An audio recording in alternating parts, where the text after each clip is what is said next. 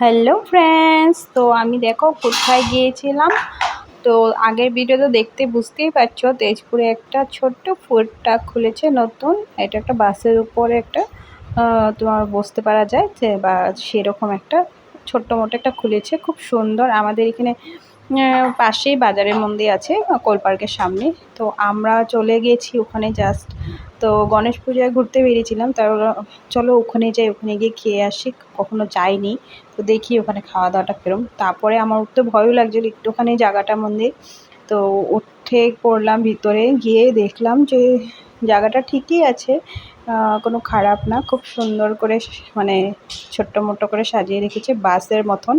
বাসের সিটগুলো দেওয়া, আর ছোটো ছোটো টেবিল পাতা আছে।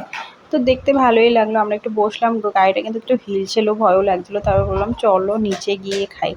তো দেখো আমরা বসে পড়েছিলাম, কিন্তু জায়গাটা, বসার জায়গাটা অত মানে কমফোর্টেবল ছিল না আমাদের জন্য। তার জন্য নিচে বসে পড়লাম, নিচে এসে পড়লাম। এসে তো আমরা রোল, চাউ আর ও চিকেন পকোড়া অর্ডার দিয়েছিল, সেটা খাওয়া শুরু করে দিয়েছে।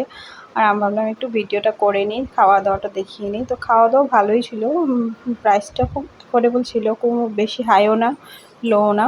তো দেখো রাস্তার সামনে এরকম একটা জায়গা, খুব সুন্দর, খুব ভালো লাগলো দেখে। আর টাইম পাস করার জন্য এরকম নতুন নতুন কিছু লাগে।